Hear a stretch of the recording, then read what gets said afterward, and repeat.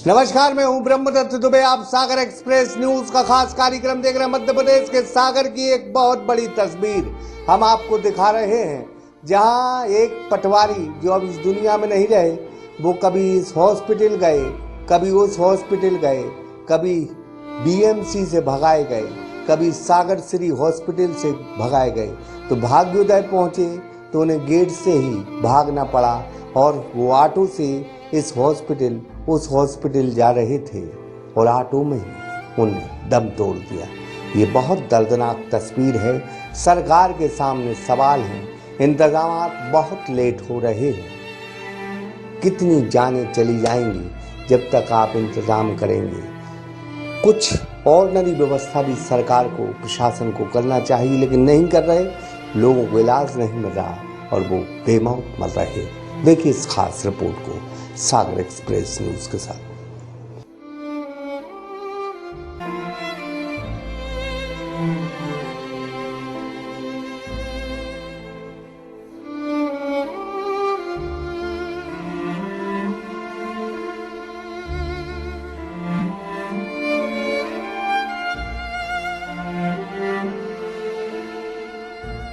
Corona को लेकर लगातार लापरवाहियां, सरकार की कुछ बद इंतजामियां लोगों की जान ले रही हैं। आज हम मध्य प्रदेश के सागर की एक ऐसे दर्दनाक तस्वीर आपको दिखा रहे हैं जिसे देखकर हर एक आंख में आंसू आ जाए।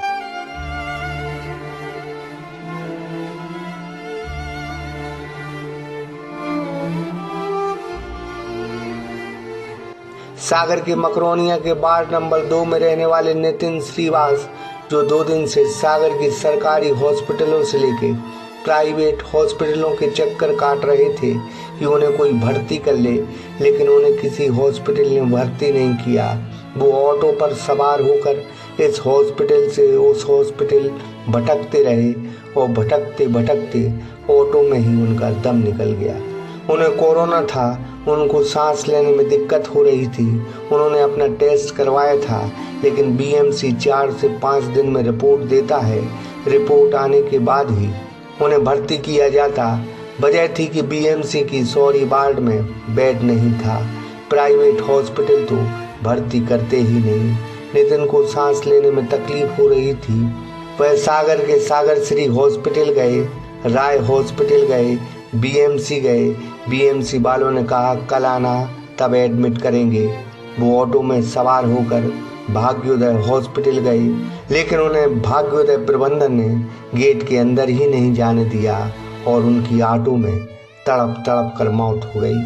वो खुरई तहसील में पटवारी के पद पर पदस्थ थे।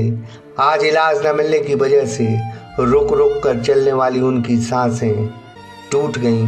आज पूरी तरह उनकी सांसें बिखर गईं। सरकार और प्रशासन की यह बड़ी लापरवाही है। अगर सरकार बीमार आदमी के लिए इलाज नहीं देगा, रुकती सांसों के लिए ऑक्सीजन नहीं देगा, रेमडेसिविर इंजेक्शन नहीं देगा, हॉस्पिटलों में बेड नहीं देगा और 5-5 दिन में कोरोना पॉजिटिव या नेगेटिव की रिपोर्ट देगा, तो फिर आम आदमी क्या करेगा।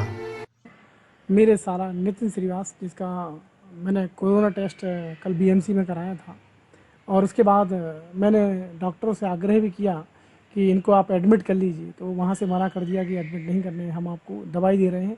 उसके बाद मैं सागर श्री अस्पताल भी ले गया और जैसे उसकी ज़्यादा तबीयत शाम की तबीयत ख़राब हुई, तब आज सुबह सागर श्री अस्पताल में ले गए और सागर श्री अस्पताल में ले जाने के बाद उनने मना कर दिया कि हम एडमिट नहीं करते। और भाग्योदय जैसे हम ले गए तो वहाँ मेरा साला नितिन श्रीवास, जो पटवारी पोस्ट खुरई में पदस्थ था, और वो तड़प तड़प कर भाग्योदय गेट पर ही डॉक्टरों से मैं आग्रह करता, मेरी वाइफ, मेरी सास, सब लोग बुलाते रहे डॉक्टर को, मगर डॉक्टर ने आने से मना कर दिया और मेरा साला नितिन श्रीवास भाग्योदय गेट पर ही दम तोड़ दिया। सागर श्री अस्पताल मकरोनिया में भी मेरी पत्नी ने, मेरी सास ने आग्रह किया कि इसको एडमिट कर लो, वह सीरियस है, मगर डॉक्टरों ने एक ना सुनी।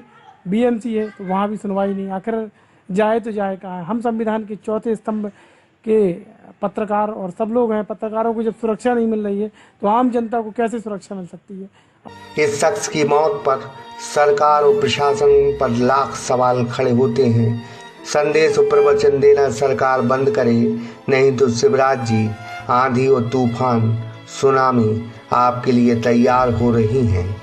जिस दिन तूफान उठा आपको और आपकी सरकार को ले उड़ेगा।